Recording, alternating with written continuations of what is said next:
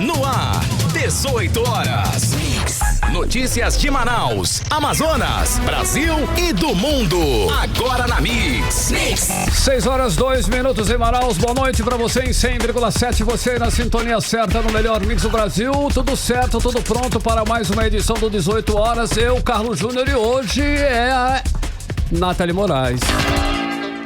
Boa noite, Carlos Júnior. Boa noite, você ouvinte que está ligadinho aqui no 18 horas. Hoje a gente tem um encontro aí marcado até às 7 da noite. Hoje eu tô aqui nessa difícil missão de substituir a nossa âncora, né? A minha amiga Karime Leão, que está se recuperando. E a gente manda desde já energias positivas para que ela retorne em breve à bancada do 18 horas. Muito boa noite a você, ouvinte. Boa noite, Carlos Júnior. Boa noite, 6h03. Você era o melhor Mix do Brasil. Vamos agora conferir os destaques do programa 18 horas de hoje. Hoje é segunda-feira, fim de semana sangrento em Manaus. 9 assassinatos foram registrados neste fim de semana na capital. Aumentam os casos de intolerância religiosa aqui no Amazonas. Foram quase 1.000 registros no ano passado. Casa desaba parcialmente e deixa a família com 9 pessoas desabrigadas em Manaus. E na entrevista de hoje vamos conversar com o Coronel Walter Cruz, especialista em segurança pública, sobre a guerra entre as facções criminosas aqui na nossa cidade. Agora 6h03, você era o melhor Mix do Brasil. Os destaques de hoje você confere a partir de agora em mais uma edição do 18 horas. E hoje é segunda-feira, dia 23 de janeiro de 2023. 6h04, e nós vamos até às 7 com você aqui no melhor Mix do Brasil em mais uma edição do 18 horas. 18 horas. Olha só, em Manaus teve mais um final de semana extremamente violento. 9 assassinatos somente de sexta até domingo. A cidade está refém da guerra entre as facções e cada vez mais as execuções acontecem à luz do dia em lugares públicos. Os traficantes não temem mais a polícia e executam os rivais de cara limpa, numa clara demonstração de que tudo é permitido agora. Manaus se transformou num grande faroeste caboclo. Infelizmente, essa é a nossa realidade, Carlão. Neste domingo, nós tivemos aí mais um desses episódios entre a guerra das facções criminosas aqui na nossa capital. 3 pessoas foram executadas enquanto disputavam uma partida de futebol no campo do Teixeirão, lá no bairro do Jorge Teixeira, na zona leste aqui da cidade. E tudo, pasmem, olha só, tudo foi divulgado ao vivo nas redes sociais, já que a partida estava sendo transmitida em uma live pelas redes sociais. Olha só, as imagens são realmente impactantes. 2 pistoleiros interromperam a partida fazendo dezenas de disparos, causando pânico geral na torcida que assistia à disputa de pênaltis. 5 foram alvejados, 1 morreu na hora e 2 no hospital. 2 ficaram feridos e 1 continua no hospital e o outro já foi liberado. São cenas de guerra, Carlão. Muitos ali que estavam no campo de futebol não tem nada a ver com essa guerra entre as facções criminosas e poderiam ali ter morrido, uma vez que no local havia muita gente e foram feitos muitos disparos de arma de fogo em direção às pessoas que estavam aglomeradas dentro do campo assistindo ali aquela disputa. Nathalie, agora é o seguinte, o repórter Hector Silva acompanhou todo o desenrolar desse caso e traz mais informações. Vamos acompanhar agora os detalhes no 18 horas. Uma partida de futebol em um campo de várzea conhecido como Teixeirão, no bairro Jorge Teixeira, na zona leste de Manaus, foi interrompida no fim da tarde do último domingo, dia 22, a tiros. Pra cobrança!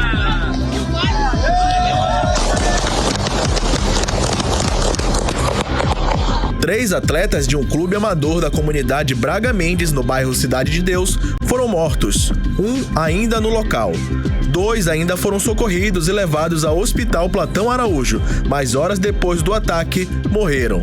Além dos 3 atletas amadores, 2 pessoas não identificadas também foram atingidas. A facção criminosa Comando Vermelho, também conhecida como CV, é atribuída como a mandante, conforme explica o coronel da Polícia Militar, Márcio Leite. A polícia conseguiu identificar todos que estavam aqui presentes e que executaram a ação. Essa ação, pelo conhecimento que obtivemos, foi uma ação planejada ordenada pelas lideranças de um grupo criminoso da capital para eliminar um ex-integrante desse grupo criminoso que se associou ao grupo criminoso rival.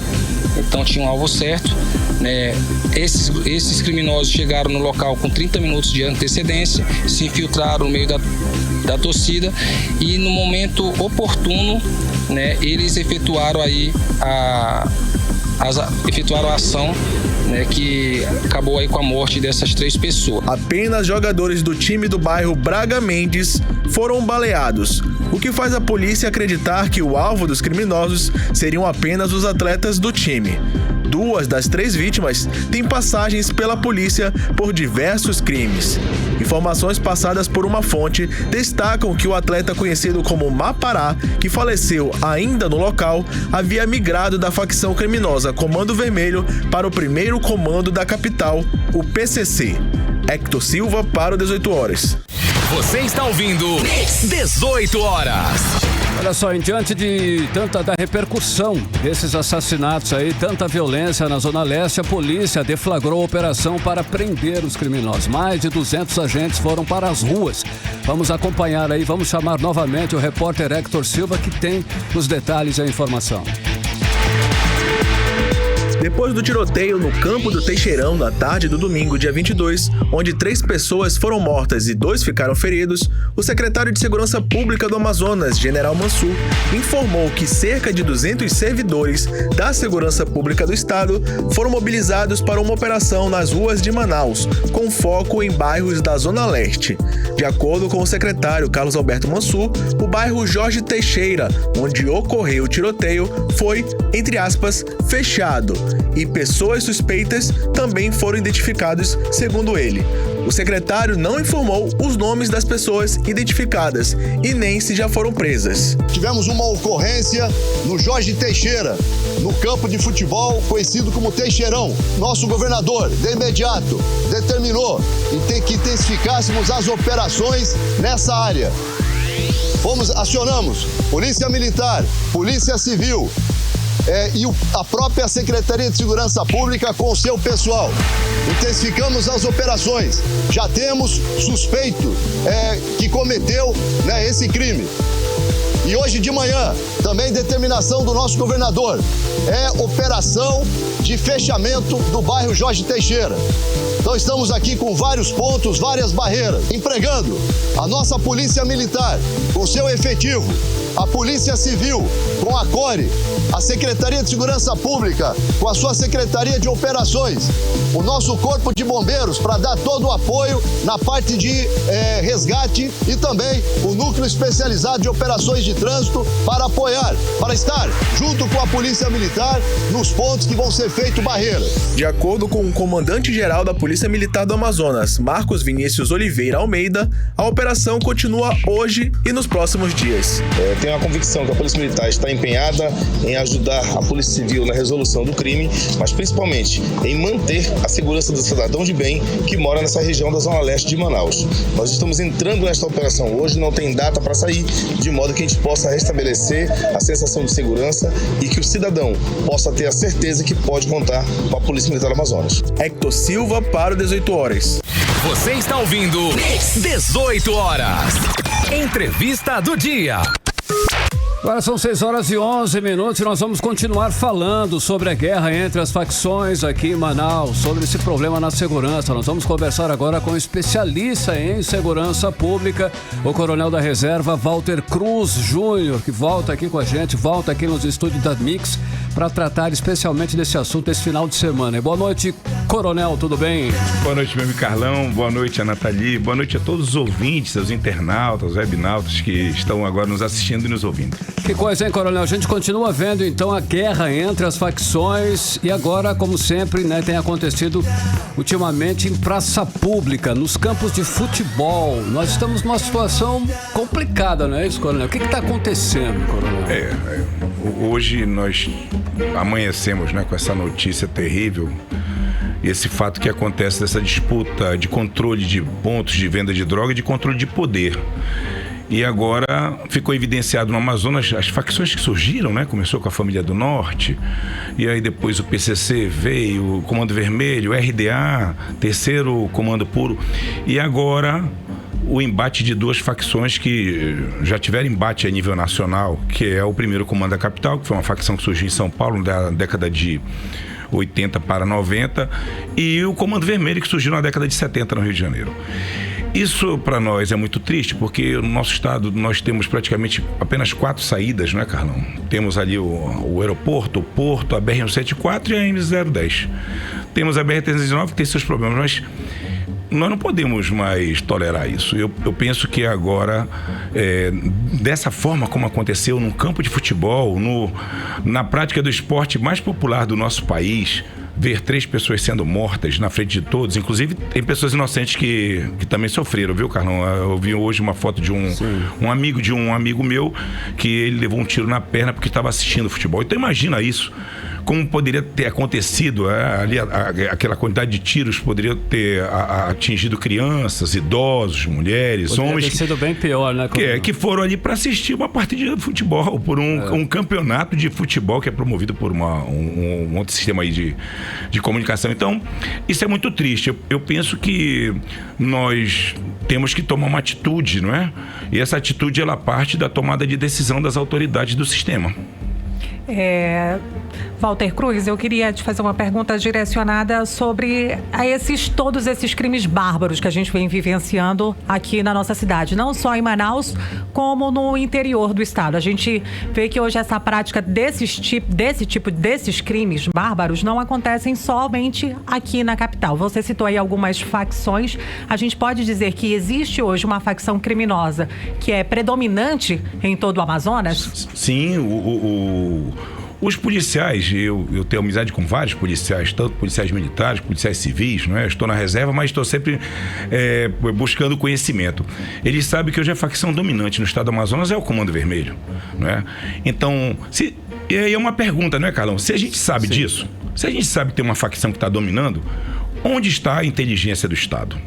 Onde está a inteligência para poder exatamente assessorar o secretário de Segurança, o comandante-geral da PM, o delegado-geral da Polícia Civil, até mesmo o comandante do Corpo de Bombeiros, para que a gente entenda como é que essa facção atua, quem são as pessoas que estão no comando, quem são os seus gerentes, os seus soldados. Não é possível mais, estamos no ano de 2023 e isso não é de agora. Nós já temos aí, desde aquele célebre problema que aconteceu no 1º de janeiro de 2017, quando a FDN matou 57 integrantes do PCC, nós temos problemas com facção. Então, acho que chegou a hora de tocar a mão, a gente fala um jargão popular, tocar a mão na ferida e verificar o que está vendo. Cutucar, né, coronel? Olha só, nesse caso específico de domingo, as primeiras investigações estão dando conta de que o objetivo da ação criminosa era executar, olha só, em uma liderança do tráfico que havia trocado de facção. É verdade, eu recebi essa informação hoje também, quando fui buscar as informações. Esse indivíduo de alcunha Mapará, ele era do Comando Vermelho e estava trocando informação com os líderes integrantes do 1º Comando da Capital. E aí um dos integrantes do Comando Vermelho identificou isso, e aí o líder, o gerente, do Comando Vermelho determinou então a morte desse indivíduo junto com os 2 soldados dele. Aqueles 2 que morreram são 2 pessoas da confiança do Mapará que também praticavam crimes.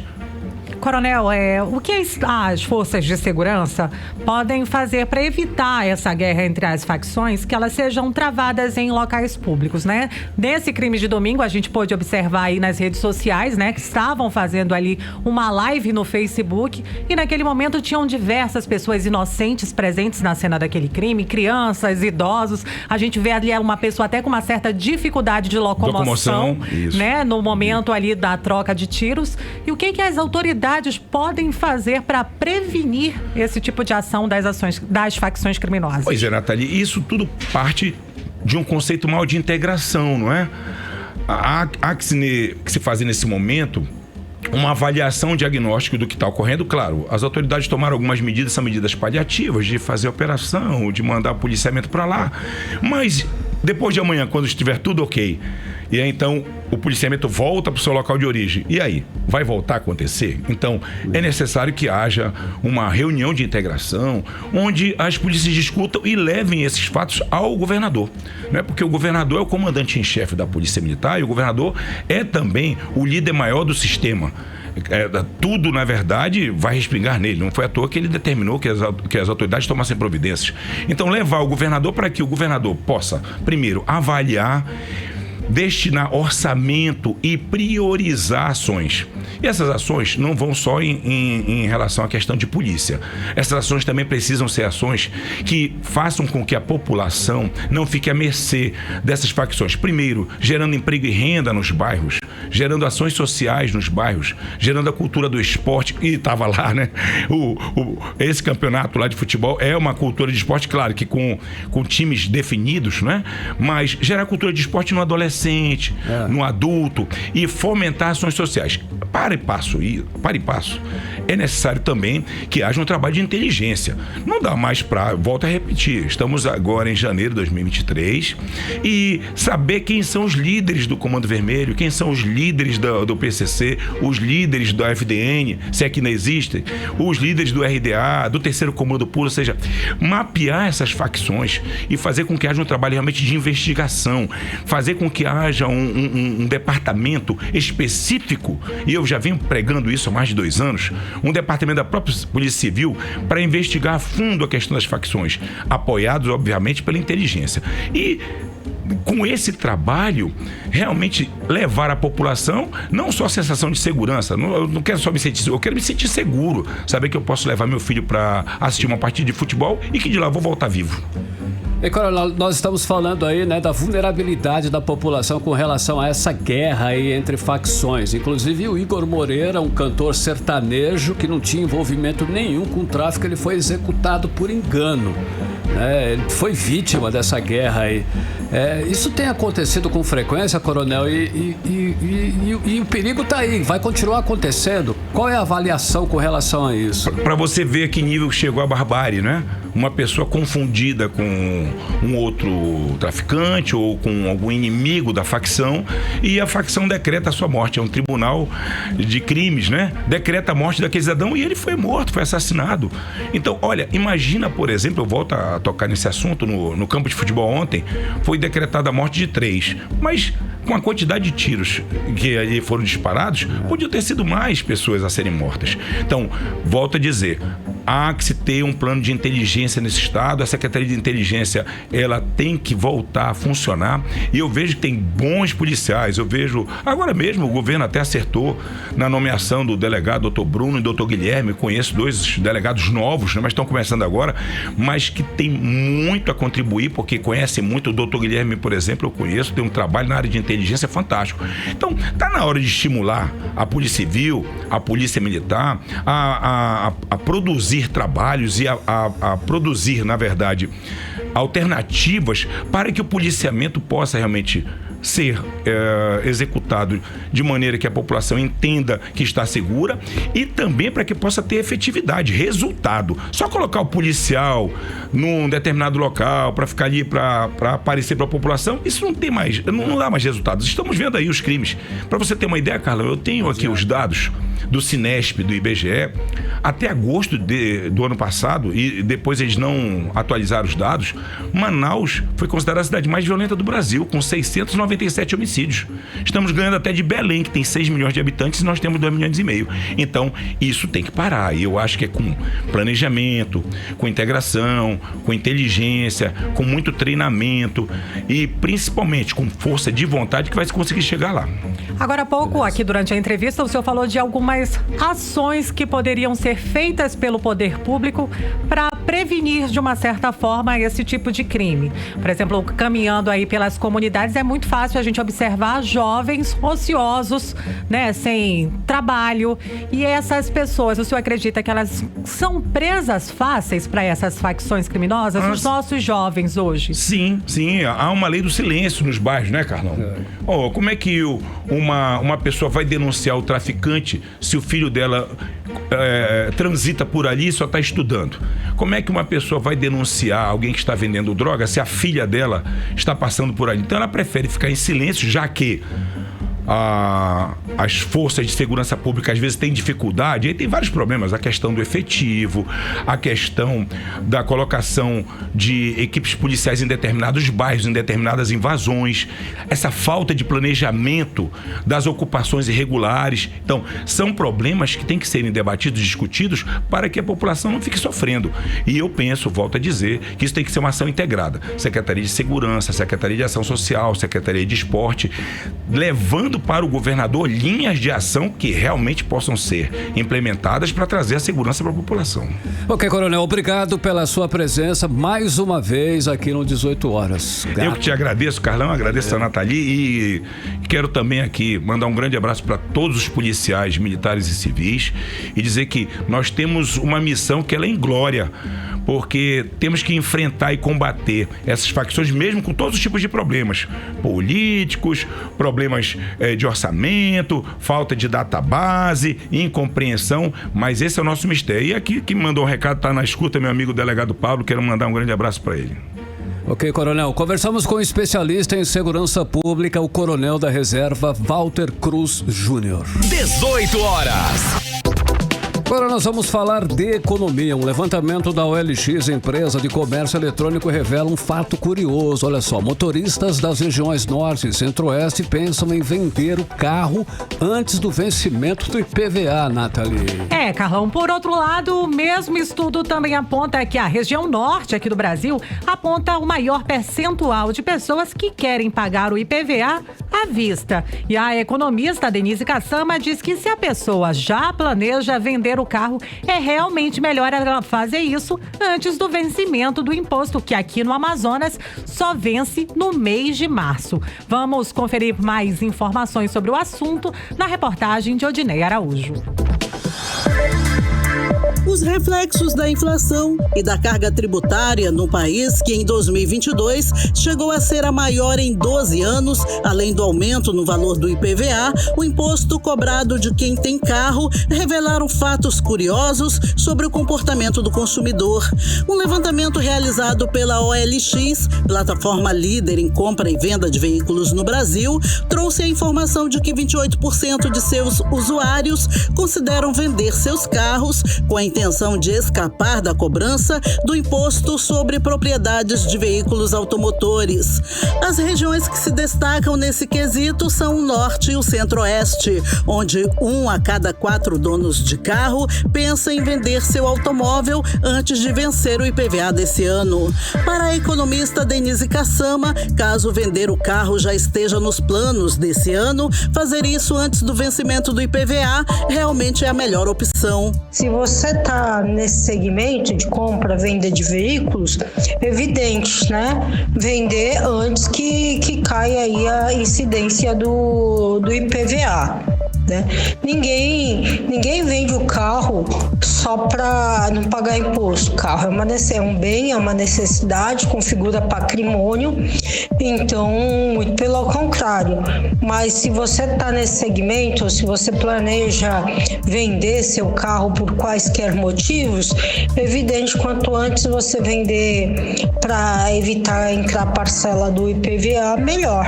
O estudo da OLX revelou ainda que a região Norte também tem o maior número de pessoas que pretendem pagar o IPVA à vista, com 56%. Já entre os que pretendem parcelar o imposto, 25% pretendem dividi-lo em 5 parcelas. Aqui no Amazonas, o pagamento do IPVA, que teve um reajuste de 0,5%, pode ser parcelado em até 3 meses e os veículos com placas com o final 1, 2 e 3 podem ser licenciados até maio. O desconto para quem pagar antecipadamente pode chegar a 10%. Odineia Araújo para o 18 Horas.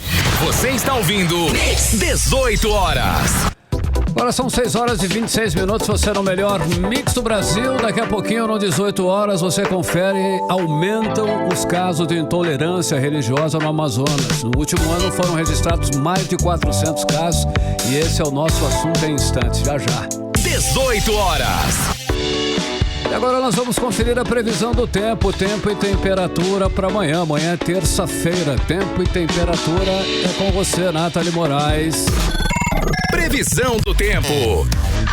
A previsão do tempo para essa terça-feira, Carlão, é bom os manauaras prepararem o guarda-chuva e a capa de chuva, porque mais uma vez a gente vai ter uma terça-feira chuvosa aqui pela capital amazonense. Segundo o site Clima Tempo, nesta terça-feira a temperatura em Manaus fica aí na casa mínima de 23 graus e máxima de 30 graus. Sol com muitas nuvens durante toda esta terça-feira, períodos nublados com chuva a qualquer hora do dia. Mix. Rio Negro subiu mais 12 centímetros de ontem para hoje, elevando o nível no Porto de Manaus para 20 metros e 62 centímetros acima do nível do mar. Só nos últimos 4 dias o Rio Negro subiu 45 centímetros. Mix. Manaus registrou 100 casos de hanseníase, Nathalie Moraes. É isso mesmo, Carlão. A gente está em meio à campanha do Janeiro Roxo e Manaus registrou mais de 100 casos, como você disse agora há pouco, de hanseníase no ano passado. Um aumento aí de 42% se a gente for comparar aí com o ano de 2021, quando foram registrados aqui na nossa capital cerca de 70 casos da doença. Os dados foram divulgados pela Censa, a Secretaria Municipal de Saúde aqui da nossa cidade. E em todo o Amazonas foram registrados 384 casos de hanseníase. E para ajudar na identificação de novos casos, a Fundação Alfredo da Mata vai fazer um mutirão de atendimento em Manaus. E os detalhes sobre o mutirão você confere agora com o Rodrigo Soares. O Amazonas registrou 384 casos de hanseníase em 2022. Os dados são da Fundação Hospitalar Alfredo da Mata, que fará um mutirão de atendimentos em Manaus para detectar novos casos no próximo sábado, dia 28 de janeiro. O mutirão faz parte da campanha Janeiro Roxo. Janeiro é o mês destinado à prevenção e combate à hanseníase em todo o mundo. Todas as pessoas que estiverem com lesão de pele suspeita podem comparecer, como explica o médico dermatologista Carlos Tirano, presidente da fundação.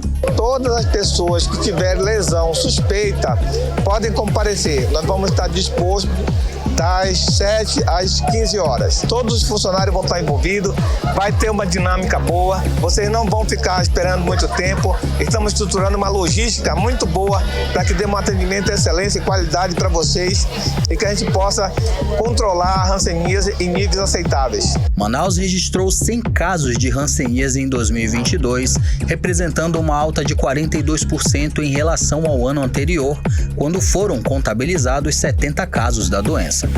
Em todo o estado foram registrados 384 casos da doença, uma taxa de detecção de 4,88 a cada 100 mil habitantes. O evento de anúncio do Mutirão da Pele teve um cenário especial.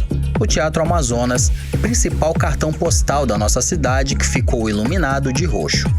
Pode participar do mutirão toda pessoa que tiver algum sinal suspeito na pele, comparecendo à sede do Hospital Alfredo da Mata, na Avenida Codajás, bairro Cachoeirinha, zona sul de Manaus.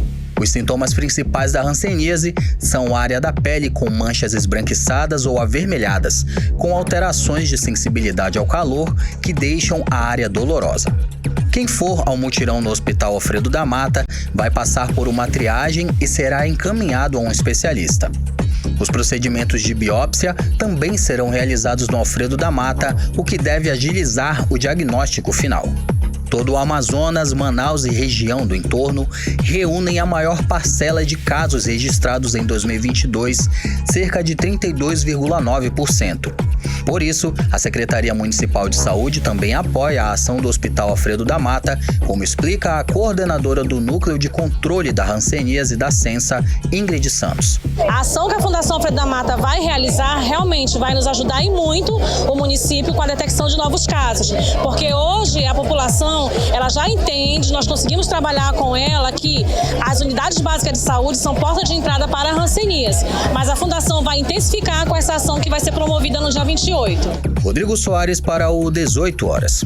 Você está ouvindo 18 horas.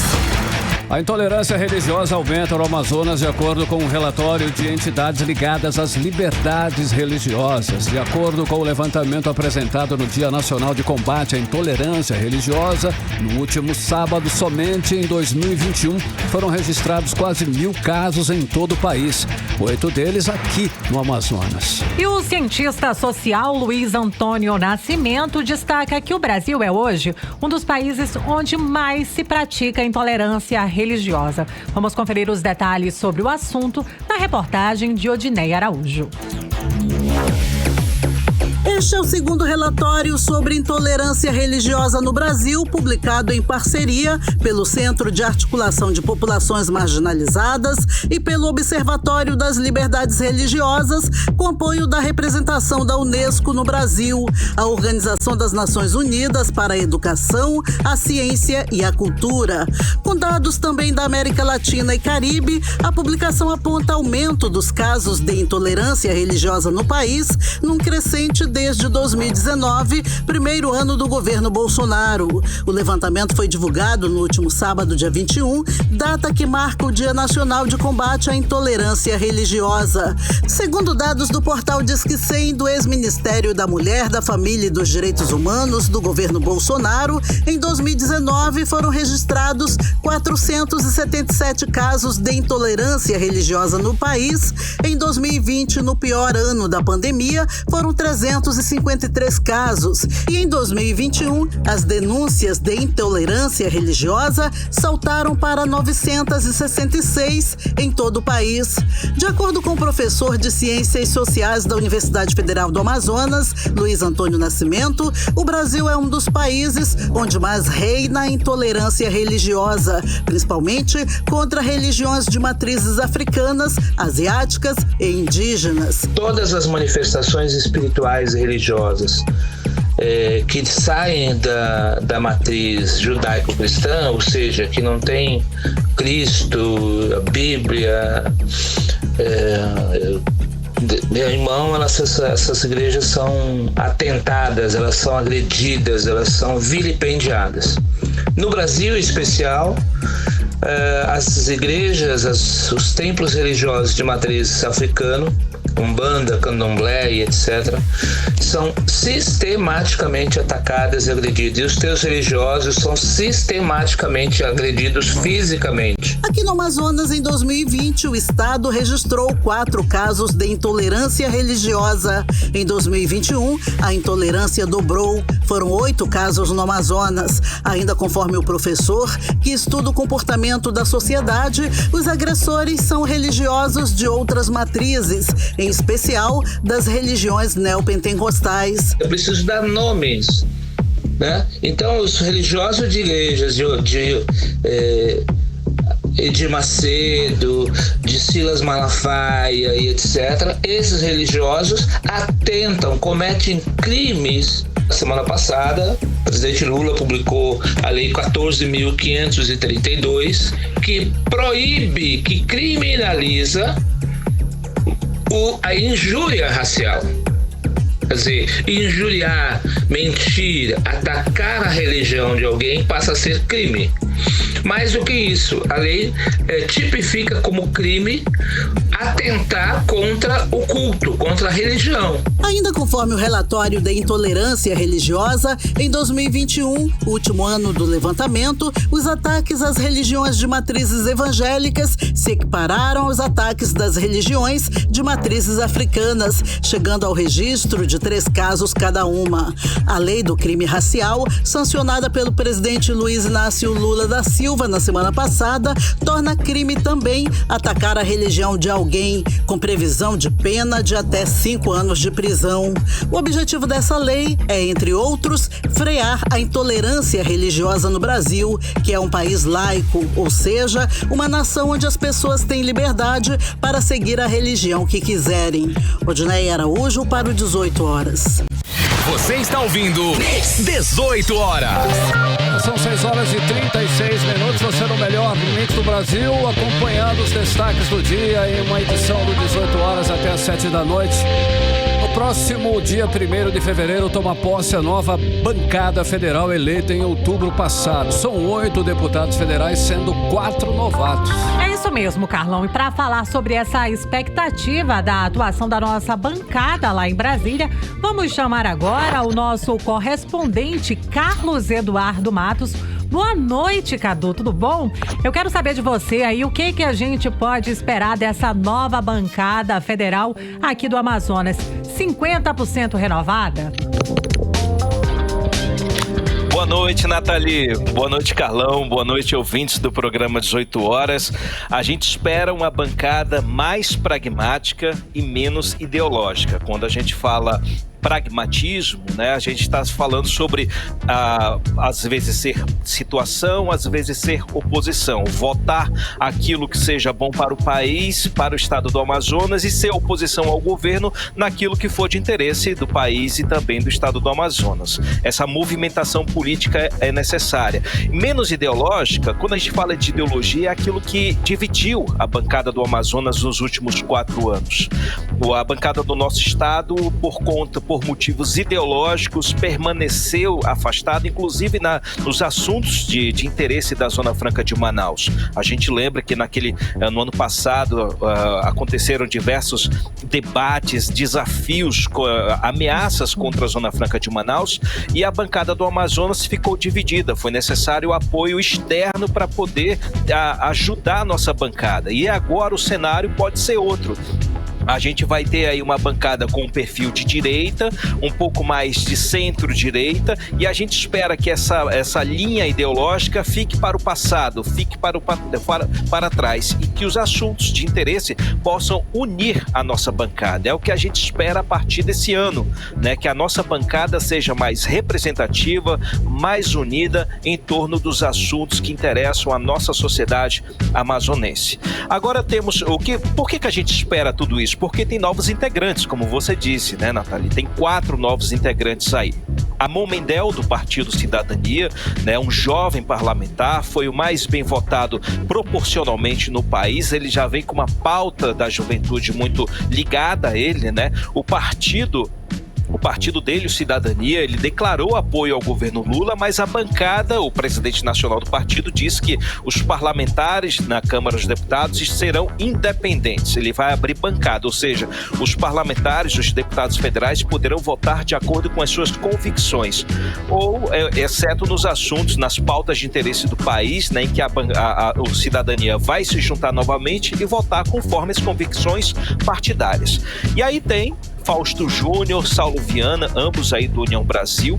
E qual é a situação do União Brasil nesse momento? Tem uma ala do partido divergente ao atual governo, que é a ala do antigo DEM, né? A gente sabe que União Brasil é resultado da fusão entre 2 partidos, o DEM e o PSL. E essa ala do DEM não se conforma com o quadro em que se encontra com a situação do partido no atual governo, né? Recebeu 2 ministérios, aí o Ministério do Turismo, das Comunicações, mas essa ala quer mais participação, quer mais poder dentro do novo governo. E por isso, por essa razão, por essa divergência, diz que vai atuar de forma independente, né? Então, como se encontram aí os 2 parlamentares do Amazonas? No caso, Saulo Viana me disse aí que não pretende ser um parlamentar de oposição. Ele vai apoiar aquilo que for melhor para o país e para o Amazonas. Agora, o deputado Fausto Júnior é uma incógnita, né? Ele tem um alinhamento ideológico de direita,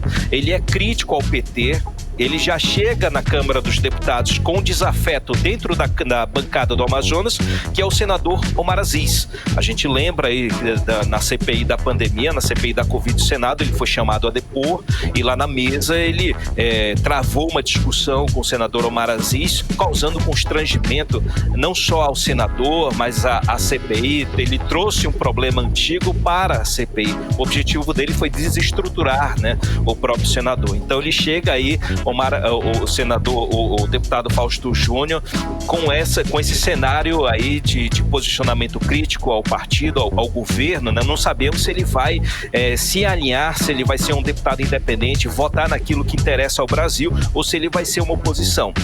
E tem o deputado Adail Filho, né? Esse aí também é uma incógnita. Ele se junta à bancada do Partido Republicanos, que vai ser uma bancada de oposição. Agora, a dúvida é se ele vai votar contra as pautas de interesse do governo, ou se ele vai manter o espírito de pragmatismo. Como ele foi prefeito de Coari, ele sabe da importância do relacionamento entre os poderes executivo e legislativo. Afinal de contas, ele não tem um alinhamento ideológico com republicanos. Ele não é do centro, ele não é membro da base evangélica, ele não tem ligações com a igreja evangélica, e mesmo se tivesse, pelo que a gente pode ver, ele não tem um alinhamento ideológico com o evangelismo, né? com a prática das religiões evangélicas. Então a gente está esperando que posicionamento que ele vai ter. Ele vai ser um parlamentar diferente daquilo que existe dentro do Partido Republicanos. E quais são as pautas prioritárias que eles vão mergulhar nesse momento? Assim que chegarem, tomarem posse, o que vai ter de desafio? Vai ter a nova âncora fiscal. Vai ser uma das primeiras pautas a ser votadas na Câmara dos Deputados. A âncora fiscal, ela vai meio que estabelecer garantias para o furo de teto que foi causado pela PEC da transição. Aquela PEC bilionária que assegurou o Bolsa Família, foi aprovada, mas o governo firmou o compromisso de estabelecer uma âncora fiscal, dizer como é que ele vai manter o teto de gastos, como é que ele não vai furar o governo, como é que ele não vai falir o governo, na verdade. E tem a questão da MP, da medida provisória, que reestrutura a esplanada dos ministérios, né? A gente sabe que o novo governo aumentou para 37 novos ministérios. Aliás, 37 ministérios, já existiam 23. Então aumentou de 23 para 37 ministérios. É muito ministério. Então vai ter um debate amplo no Congresso Nacional, principalmente na Câmara dos Deputados, que vai envolver esses novos parlamentares. Tem os veteranos, né, também, Nathalie. Capitão Alberto Neto, perfil ideológico alinhadíssimo à bancada da bala, à extrema-direita, foi vice-líder do governo anterior. Certamente ele vai ser um parlamentar de oposição ao governo Lula, porque ele é do PL, né? E o PL vai ser meio que vai liderar a oposição dentro da Câmara dos Deputados. Atila Lins, né, durante a campanha, apoiou Bolsonaro, mas ele vem se aproximando do PT cada vez mais e também do presidente Lula. É o chamado pragmatismo que a gente chama. Ele segue mantendo esse perfil municipalista de distribuir recursos para o interior do estado, e ele está cada vez mais próximo do governador Wilson Lima. Nas redes sociais ele aparece em nas últimas postagens dele tem a imagem do governador Wilson Lima.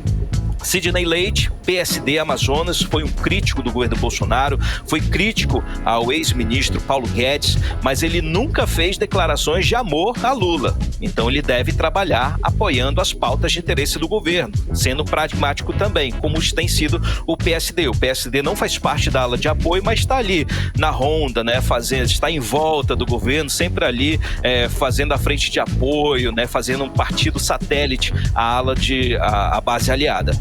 E por último, Silas Câmara, que ainda é uma forte liderança da bancada evangélica, vai ser oposição ao governo Lula, vai trabalhar ainda mais e também vai ser um parlamentar que vai trabalhar ainda mais alinhado ao governador Wilson Lima. Deve ser um parlamentar que vai ficar com o pé em cada canoa, ora votando as pautas de apoio ao governo, respeitando ali as ordens do partido dele, ora vai estar apoiando o governador Wilson Lima no Congresso Nacional.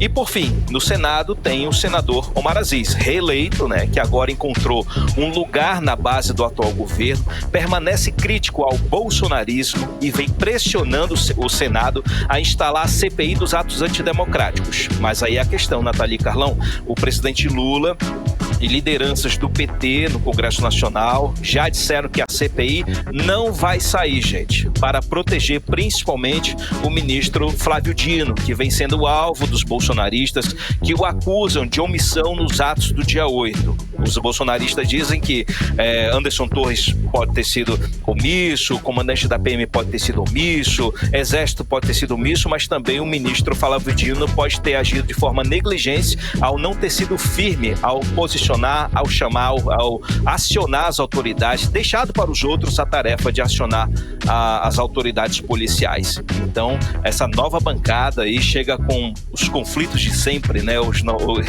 Os problemas são os mesmos à medida que os novos governos surgem. Nathalie, Carlão. E Cadu, para finalizar rapidinho, olha só, a relação do Planalto com os militares tá meio complicada, né? Como é que tá? Tá tensa? Tá tranquila? Qual é a situação agora? Relação Planalto e militar. Carlão, a situação nesse momento é de tensão, né? Existe nesse fim de semana aí o ministro José Múcio demitiu o general Júlio César Arruda, nomeou o general Tomás Ribeiro Miguel Paiva por motivos de quebra de confiança, né? O general Júlio César, ele apoiou os manifestos bolsonaristas, ele tentou impedir a retirada dos acampamentos do QG do Exército, criou uma situação até de confronto com o comandante da Polícia Militar. Então, o ministro José Múcio, que finalmente tomou uma atitude, né, decidiu demitir o general Júlio César e colocar o general Tomás, que tem um alinhamento mais de progressista, né? Ele tem um alinhamento mais de respeito à democracia, respeito às instituições. E hoje teve uma reunião em que foi colocada a missão dele, que vai ser de apaziguar os quartéis e também acabar com o enviesamento político que tomou conta das tropas. A gente sabe que os oficiais nos últimos anos têm tido voz.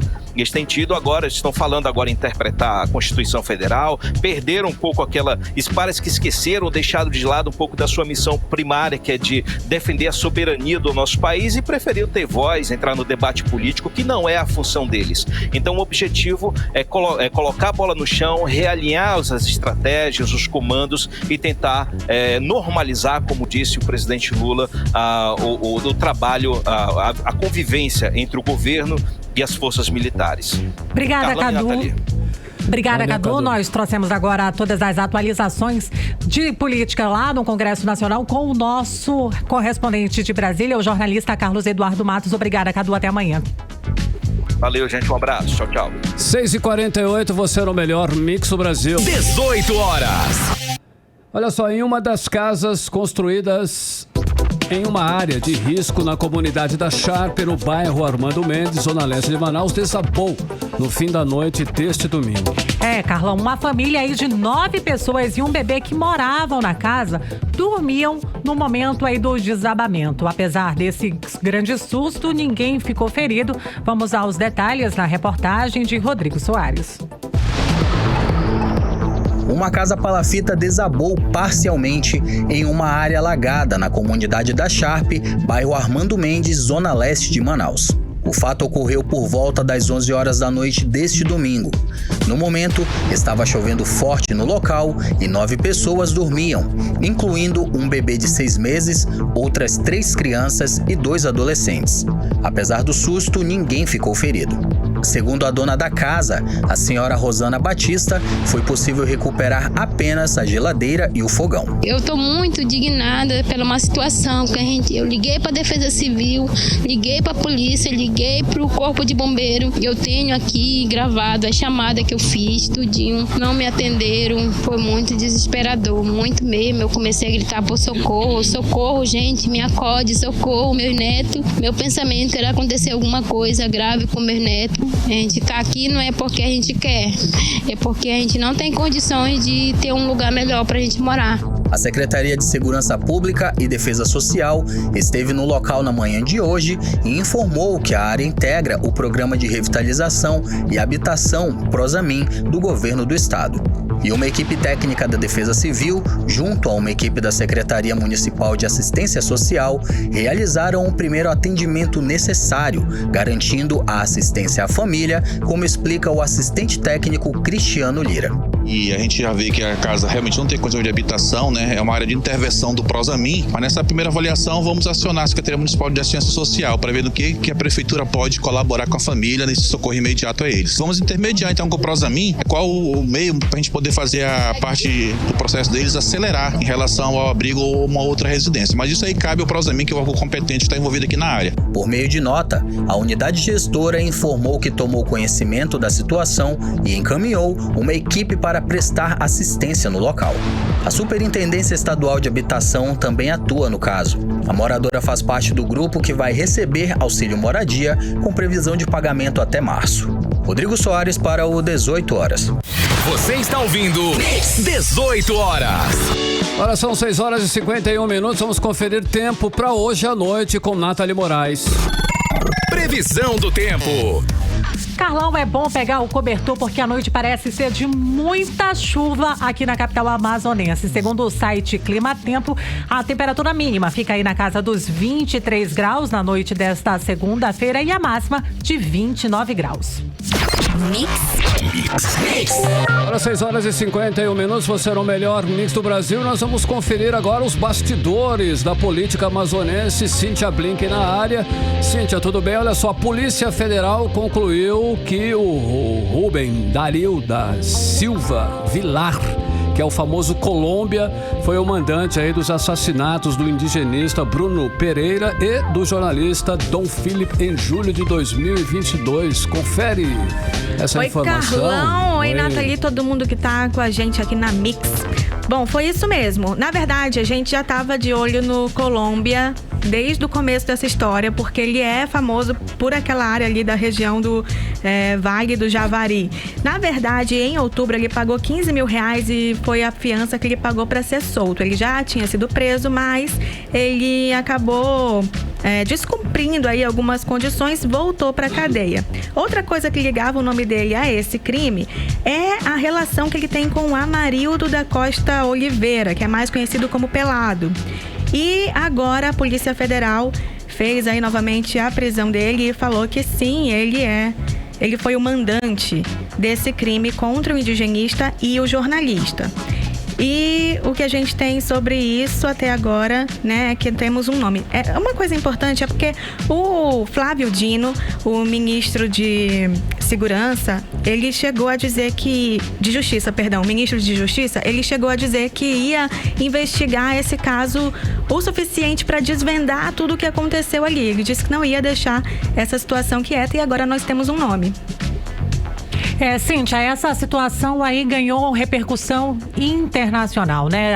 O Colômbia foi solto, voltou para prisão. Pagou R$15 mil e volta para prisão e agora temos ele ali como o nome de quem realmente foi um mandante. E aí agora a gente teve essa situação também o julgamento estava marcado para essa semana, foi adiado pro mês de março, se não estou enganada, por conta de um conflito ali dentro do tribunal. E aí agora a gente tem o nome do Colômbia como o verdadeiro mandante desse crime? É o que aponta a Polícia Federal e agora a gente vai continuar de olho nesse caso, mas ele já era muito visto, né? Ele não é um nome que surpreende ninguém nessa história. Na verdade, assim que aconteceu, todo mundo já estava olhando primeiro pro Colômbia. Primeiro suspeito. E ele perseguia o Bruno, né? O indigenista, que ia lá todo o tempo. Então, não era uma história tão difícil assim de descobrir o que é que acontece ali. Ok. Cíntia, e agora a gente falando aí sobre essa troca no secretariado aqui no governo estadual. O ex-deputado federal, Paulderney Avelino, é o novo secretário do governo Wilson Lima. Qual é aí a verdadeira missão do Paulderney? Eu conversei com o Paulderney Avelino ainda agora, secretário, e ele falou para mim que a primeira missão vai ser ajudar na reforma tributária para não atrapalhar ali a Zona Franca, que a gente sabe que essa reforma tributária, que de acordo com o vice-presidente, deve acontecer antes de junho, mas tem gente que fala que não, vai ser um pouquinho mais de tempo do que isso, porque a reforma tributária não é um assunto novo, apesar de estar muito em evidência nesse momento, mas se fala disso há muito tempo. E a gente sabe que IPI está aí na mira dessa reforma, pode acabar. Quando a gente fala em acabar a IPI, a gente fala em um problema gigante para a Zona Franca de Manaus, porque é o que faz ela se destacar dos outros, né? Faz ela ter competitividade para o restante do Brasil, já que o IPI aqui é zerado. E, então, primeira missão do Valderney Avelino, de acordo com o que ele me fala, é colaborar para que essa reforma saia, mas sem prejudicar a Zona Franca. Uma forma de fazer isso é desenvolver as potencialidades do interior do Amazonas, foi o que ele falou comigo. Então, o desafio dele é olhar para esse interior e, ao mesmo tempo, lutar para que a Zona Franca se mantenha competitiva. Ei, Cíntia, olha só, 6 amazonenses que participaram dos atos golpistas lá em Brasília e que estão presos vão ser transferidos para Manaus, é isso? É isso, acontece que daqueles 1.800, quase 2.000 pessoas presas, temos aí 6 amazonenses. E eles têm a oportunidade de escolher se vão cumprir a pena que for determinada pelo Supremo Tribunal Federal lá em Brasília ou se virão para cá. Agora sim, nada disso é automático, né? Toda essa decisão de qual que vai ser o julgamento de cada um, se eles vão vir para cá ou se eles vão ficar em Brasília, tudo isso tem todo um processo e aí a gente tem que lembrar que são quase 2.000 pessoas e precisa ser visto caso a caso, porque não é a mesma punição para todo mundo. Tem gente que quebrou alguma coisa, tem gente que ficou acampado, tem gente que mandou que aquilo acontecesse. Então, para cada caso vai ser uma punição, vai ser também uma decisão se poderá vir para o Amazonas ou não. Blink, na última quinta-feira, segundo o último relatório lá do STF, essas 6 pessoas já contactaram a Ordem dos Advogados Seccional Amazonas solicitando transferência para presídios aqui da nossa capital. Não é tão fácil, né, assim, fazer essa transferência como você está dizendo agora. Pois é, não é tão fácil porque eles são os 6 aqui do Amazonas, mas tem pessoas do Brasil inteiro que estavam ali no dia 8. Então, realmente vai ser que tem que ser visto cada caso, até porque nem todo mundo fez tudo. Por exemplo, tem pessoas ali que estavam na frente dos comandos. Sim. Tem pessoas ali que invadiram a Praça dos Três Poderes, invadiram e quebraram coisas. Teve pessoas que só invadiram. Então, realmente, há nomes também que a gente ainda não conhece, mas que foram os que patrocinaram tudo isso, quem pensou essa estratégia de como fazer. Então, de acordo com cada função, digamos assim, né, com cada ato de cada um ali, vai ter uma punição diferente. Quem vai definir isso é o Supremo Tribunal Federal. O que a gente consegue dizer é, se a punição vem do Supremo, não tem como recorrer, porque já vem do Supremo, né? Vai recorrer para quem? Então, a única dúvida que fica é se vai cumprir a pena aqui no Amazonas ou lá em Brasília. E aí isso sim depende do que for definido. E vai demorar, pelo que a gente fica sabendo, porque tem que tomar essa decisão para todo mundo que está ali. Ok, Cíntia. Valeu, então. Obrigado pela sua participação mais uma vez aqui no 18 horas. Obrigada, eu volto amanhã. Até lá. Até lá, 6h58, você no melhor Mix do Brasil. 18 horas. Olha só, o mercado financeiro iniciou a semana com uma pequena baixa no dia de hoje. O dólar caiu 0,15%, fechando em R$ 5,20. O euro também fechou em queda de 0,11%, cotado a R$ 5,64. A moeda virtual Bitcoin subiu 0,38%, sendo vendida a R$ 119.142. O Ibovespa fechou praticamente estável, com queda de 0,03% aos 112 mil pontos. Você no melhor Mix do Brasil. 18 horas. 6h59. Vamos direto ao editorial 18 horas. Editorial 18 horas. A situação dos indígenas no Brasil voltou ao noticiário internacional. Desta vez, o destaque foi o descaso com o povo Yanomami, consequências de uma política de abandono ao longo dos últimos 4 anos. Tentativa de colocar os índios brasileiros como vilões da história. Na verdade, são vítimas. E vítimas mais recentes do crescimento do discurso de ódio no país. O mundo inteiro está assistindo perplexo uma situação que causa imensa tristeza. No fundo, esta é uma tentativa de negar o direito desses povos à terra. Uma tentativa de condenar uma população inteira à morte. O retrato da situação dos Yanomamis se estende a outras regiões. Por isso é urgente a tomada de medidas para garantir os direitos das centenas de povos indígenas.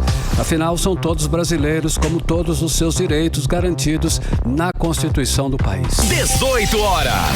7 em ponto, Nathalie, boa noite. Boa noite. Continue bem, continue em 100,7 até amanhã. Você ouviu 18 horas. As notícias do Brasil e do mundo. De volta amanhã. Mix.